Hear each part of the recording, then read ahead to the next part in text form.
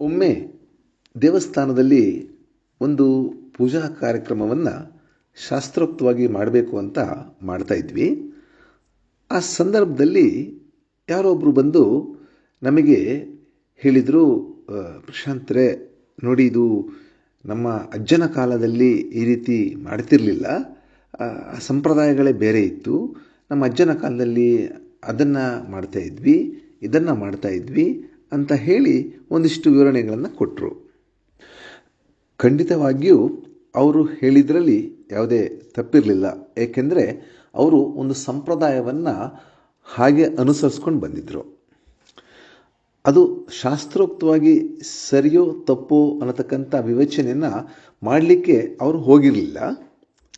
ಆದರೆ ಇಲ್ಲಿ ನಮ್ಮ ಮನಸ್ಸಿಗೆ ಬಂದ ಯೋಚನೆ ಏನು ಅಂದರೆ, ಅವ್ರ ನಂತರ ಒಂದು ಕಡೆ ಕೂರಿಸ್ಕೊಂಡು ಅವ್ರನ್ನ ಕೇಳಿದ್ವಿ, ಸ್ವಾಮಿ ನೀವು ಹೇಳೋದು ಸರಿ ಇದೆ, ನಿಮ್ಮ ಅಜ್ಜ ಹೇಳಿದ್ದು, ಮುತ್ತಜ್ಜ ಹೇಳಿದ್ದು, ಪಿಜ್ಜ ಹೇಳಿದ್ದು ಎಲ್ಲವನ್ನ ಅನುಸರಿಸಬೇಕು, ಅದನ್ನೇ ಅನುಸರಿಸ್ಕೊಂಡು ಬರಬೇಕು ಅಂತ ಹೇಳಿ ನೀವು ಹೇಳ್ತಾ ಇದ್ದೀರಾ. ಇದು ಒಪ್ಕೊಳ್ಳೋಂಥ ವಿಷಯವೇ ಇರಲಿ, ಅದರ ಬಗ್ಗೆ ಒಂದು ಕಡೆ ಚರ್ಚೆ ಮಾಡುವ. ಆದರೆ ಈಗ ನಿಮ್ಮ ಅಜ್ಜ ಹೇಳಿದ್ದನ್ನು ನೀವು ಫಾಲೋ ಮಾಡ್ತೀರಾ, ಅನುಸರಿಸ್ತೀರಾ ಅಂತ ಆದರೆ ನೀವೊಂದು ಕೆಲಸ ಮಾಡಬೇಕಲ್ಲ. ಈಗ ನಿಮ್ಮ ಅಜ್ಜ ಹೇಳಿದ್ದಾರೆ, ಮುತ್ತಜ್ಜ ಹೇಳಿದ್ದಾರೆ, ಕುಡಿಬೇಡ, ಸಿಗರೇಟ್ ಸೇದಬೇಡ, ಗುಟ್ಕಾ ಹಾಕಬೇಡ ಅಂತ ನಿಮ್ಮ ಅಜ್ಜ ಹೇಳಿದ್ದಾರೆ, ತಂಬಾಕು ಹಾಕಬೇಡ ಅಂತ ಹೇಳಿದ್ದಾರೆ, ಅಥವಾ ಮಾದಕ ವಸ್ತು ಸೇವನೆ ಮಾಡಬೇಡ ಅಂತ ಹೇಳಿದ್ದಾರೆ, ಮೋಸ, ದಗ, ವಂಚನೆ ಮಾಡಬೇಡ ಅಂತ ಹೇಳಿದ್ದಾರೆ, ದ್ವೇಷ, ಅಸೂಯೆ ಮಾಡಬೇಡ ಅಂತ ಹೇಳಿದ್ದಾರೆ, ಕೆಟ್ಟದನ್ನು ಇನ್ನೊಬ್ರಿಗೆ ಬಯಸಬೇಡ, ಒಳ್ಳೆಯವರಿಗೆ ಅಂತ ಹೇಳಿದ್ದಾರೆ.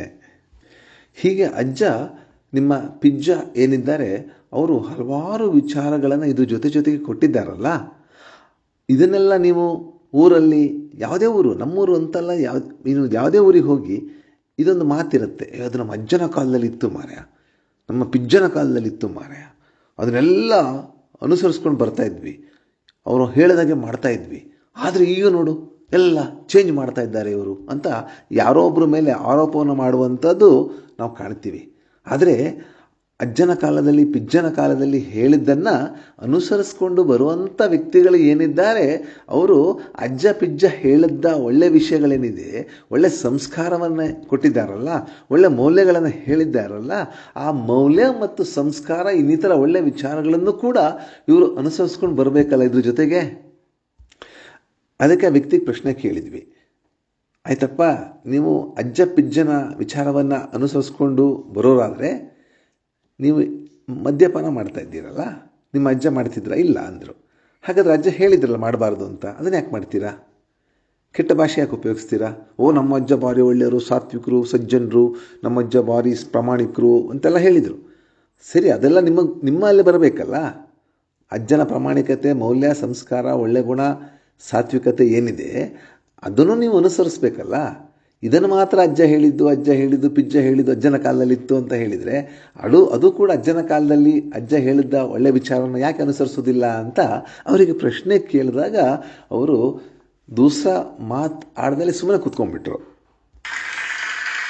ಅಂದರೆ ಹೇಗಿದೆ ಅಂದರೆ, ಒಳ್ಳೆಯ ವಿಚಾರಗಳನ್ನು ಏನು ಹೇಳಿದ್ದಾರೋ ಆ ವಿಚಾರಗಳನ್ನು ನಾವು ಸ್ವೀಕಾರ ಮಾಡಲಿಕ್ಕೆ ನಮ್ಮ ಹಕ್ಕನ್ನು ಪ್ರತಿಪಾದನೆ ಮಾಡೋದಿಲ್ಲ.